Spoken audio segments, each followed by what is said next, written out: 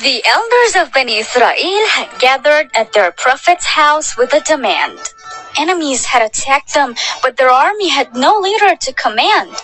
They had disobeyed Allah for so long, all because of their arrogance. But now they could see how that made them weak, and so finally they were looking for guidance. Their prophet Ishmael wisely said, "But even when Allah sends you a guide and a leader, like Prophet Musa, his command you people don't hear." The elders replied, "Our people promised to not disobey their leaders anymore. The enemies are near, and we need a commander, or we'll lose everything for sure." So the prophet prayed to Allah, "Oh, you whose mercy reaches far and wide, please bless these people with a commander who is fit to guide." Since Allah never leaves the prayers of his good servants without an answer, it was revealed to the prophet Talut as the one that they should go after.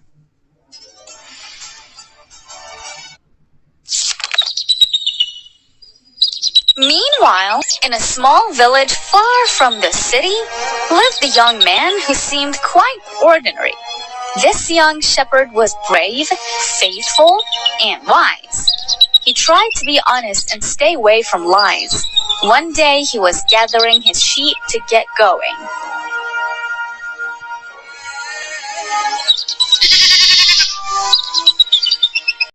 He quickly took all his other sheep back home and ran off to find where the missing ones roamed.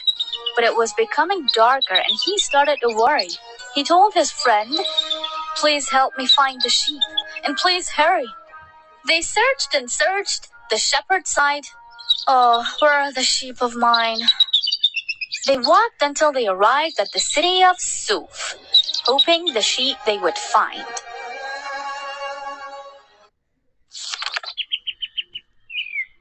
As they walked in the city, it was Prophet Ishmael who saw them. He approached and gave the young men a very warm welcome. For when the prophet saw Talut, to him it was revealed that he is the one to guide Bani Israel on the battlefield. He listened to his story and said, "There's no need for alarm. I know for a fact that your sheep are safe and on the way back to your farm." Then he talked to Talut and told him of the divine mission. The young man replied, "I'll do what I must with my Lord's permission."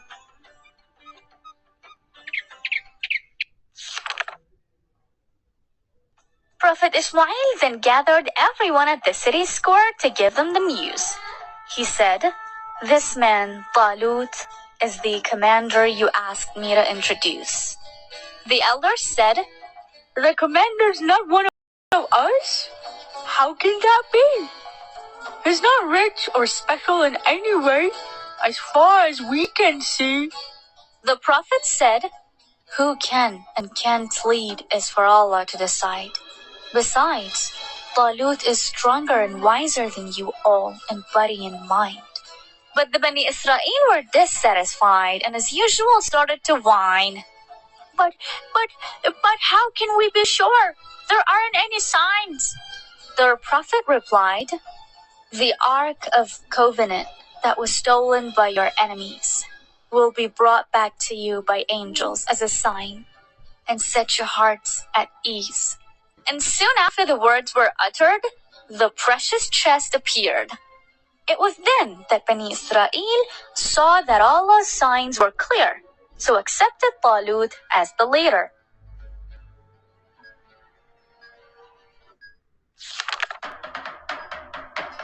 Talut went straight to work and set up a camp outside the city. He trained his men hard, day after day.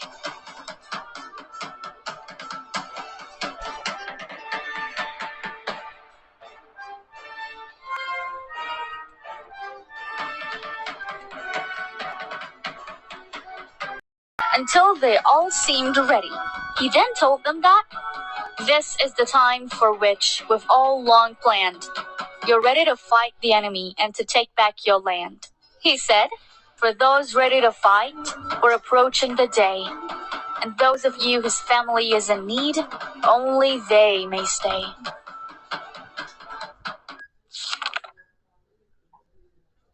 Meanwhile, on that day, Prophet Ismail received a revelation that a descendant of Yaqub and son of Isha is the one to save the nation, that he should wear the armor of Musa and join the Bani Israel, and teach people how to worship Allah so that their hearts can heal. So the Prophet called on Isha to bring over his sons to find out who the armor fit. They tried it one by one, but the armor didn't fit them.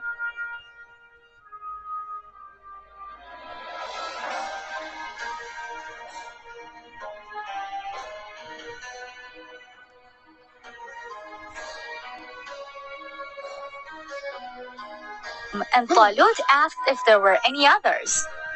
Isha answered, "Yes, my youngest who has taken the sheep to the pastures." Talut then told him to go and tell his youngest son to come along. And later came in Dawud, a short, young teen, but fit and strong. When he tried on the armor of Musa, it was Dawud who passed the test.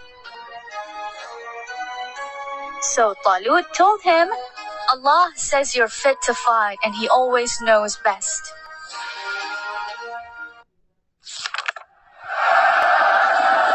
Finally came the day of the battle, and it was time to go. Hundreds of Bani Israel were organized in every column and row.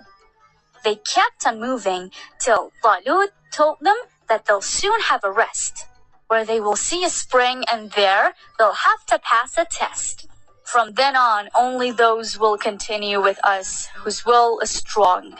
So don't drink from the spring water, but a fistful if you wish to come along. His army told him, "Our will is strong and we will continue forward. We're thirsty and tired, but we'll pass this test. Rest assured, you have our word."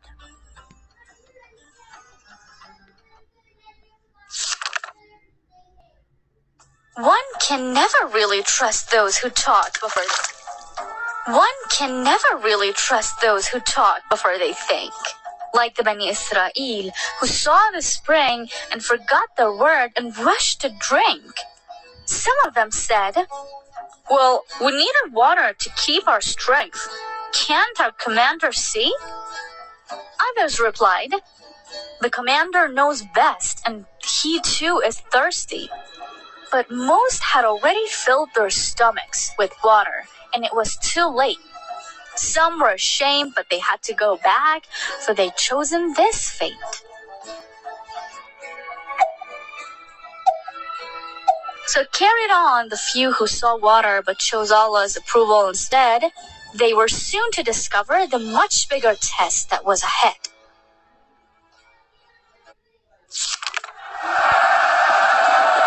When finally these strong-willed soldiers reached the battleground, they were shocked to see the size of the enemy's army as they looked around. Some soldiers were terrified and said, "With this small and tired army, we'll lose for sure." Others replied, "Many arrogant ones were defeated with Allah's permission, though they were more." The commander of the enemy, named Jalut, addressed Talut's army with a chuckle. "There's so few of you. You think there's even a chance that you will win this battle? Oh well, enough said." Jalut looked ahead. "It's now time to make you all cry. Send in your best man and watch me defeat him in the blink of an eye."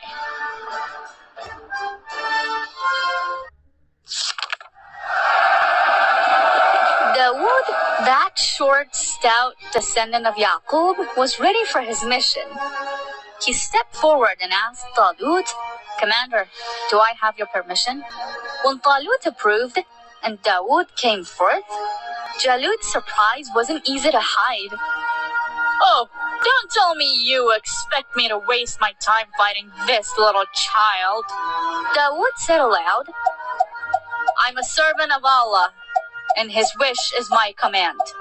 Prepare to die, for Allah does not want the likes of you corrupting His land." Then, before Jalut could move, Dawud put a rock in his slingshot and took aim. The rock hit Jalut.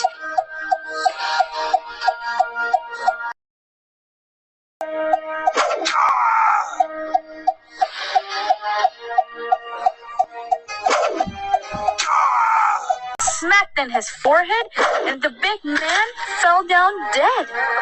Jalut's army was terrified and started to run. But what chance could they stand when their huge commander was so easily killed at this young fighter's hand? So in the end, everything happened just as Allah had planned. Just as is said in the Psalms after the Torah, Allah's righteous servants shall inherit the land.